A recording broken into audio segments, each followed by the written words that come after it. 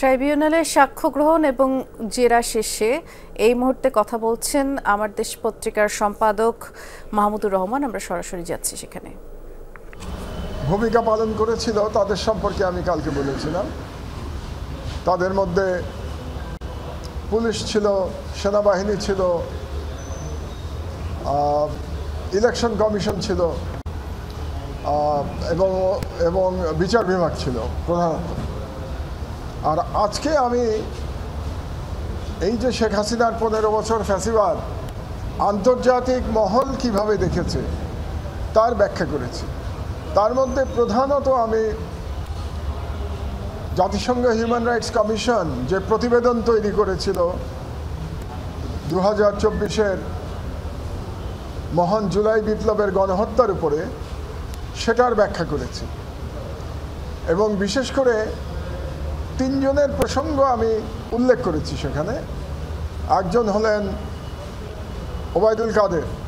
ওবায়দুল কাদের বলেছিলেন দেখামাত্র গুলির নির্দেশ দেওয়া হয়েছে, এটা জাতিসংঘের রিপোর্টে আছে, আমি সেটা উল্লেখ করেছি।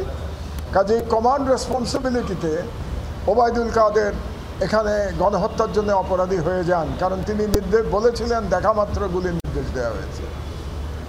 আর আসাদুজ্জামান খান কামাল, যিনি স্বরাষ্ট্রমন্ত্রী ছিলেন, তিনি নির্দেশ দিয়েছিলেন প্রাণঘাতী অস্ত্র ব্যবহার করবার জন্য।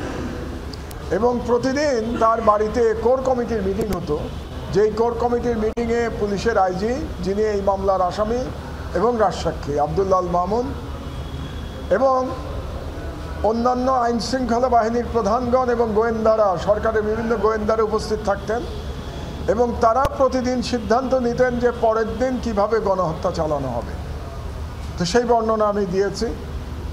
আর সর্বোপরি শেখ হাসিনা নিজে বলেছিলেন যে যারা আন্দোলনের নেতৃত্ব দিচ্ছে তাদেরকে হত্যা করো এবং তাদের লাশ গুম করো।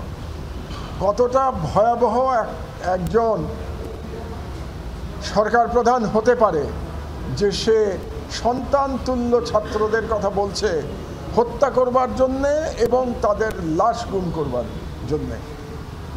আমার খুব অবাক লাগে এখন যখন কাউকে বলতে শুনি যে আগেই ভালো ছিল।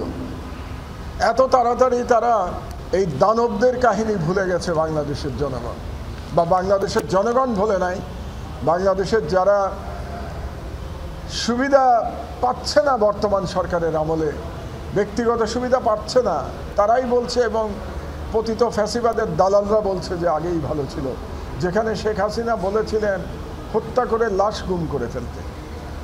এবং আজকে এবং আরও একটা কথা আমি বলেছি শেখ হাসিনা সম্পর্কে বলা আছে সেই তদন্ত রিপোর্টে জাতিসংঘের, যে পুলিশের একজন ডিআইজি পর্যন্ত তিনি নিজে নিয়োগ দিতেন, অর্থাৎ তার নিজের চেনা খুনিদের তিনি নিয়োগ দিতেন পুলিশে, সেনাবাহিনীতে, র্যাবে, সর্বত্র।